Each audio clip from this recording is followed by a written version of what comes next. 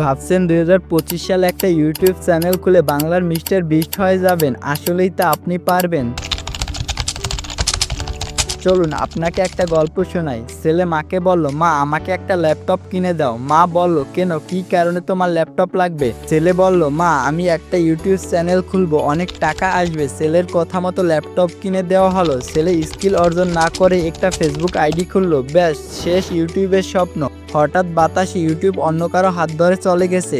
YouTube আশা করাও এখন মাটি। এই গল্প শুনে আপনি কি বুঝলেন? ফেসবুক আপনার ইউটিউব শেষ করে দিবে, তাই তো? মোরাল মোটেও এরকম ছিল না। গল্পের মোরাল ছিল ইউটিউব শেষ হয়েছে ফেসবুক ইউজার হওয়ার কারণে।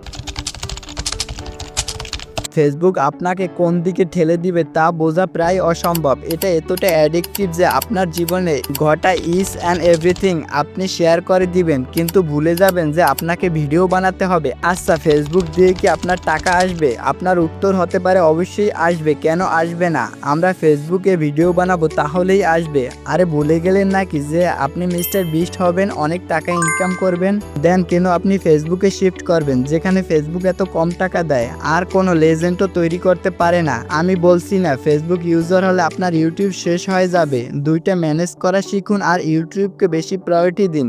দিন শেষে YouTube is going to help you. Only other hand, এই ফ্যাক্টরে যে শুধু ক্রিয়েটরদের ভুল আছে তা কিন্তু নয়। গ্রাফ দেখলে ফেসবুকদের ভিউয়ার্স বেশি, ইউটিউবের ভিউয়ার্স বাংলাদেশে কম। অর্থাৎ বাংলাদেশিরা ফেসবুক চাইয়ে চাইয়ে দেশকে রিপ্রেজেন্ট করলো নাকি নিজেকে ডুবালো? একদিন ধ্বংস হবে বাংলাদেশ। এভাবে চলতে থাকলে ভিডিওটা পাঠিয়ে দিন সকল চেকমেট হওয়া রাজা রানীদের কাছে আর বলে দিন একদিন দাবার কোর্ট থেকে ঘাড় ধাক্কা দিয়ে বের করে দিবে পাকিস্তান আর সেনেগালের মতো দেশ, যারা নাকি বাংলাদেশের চাইতেও গরিব।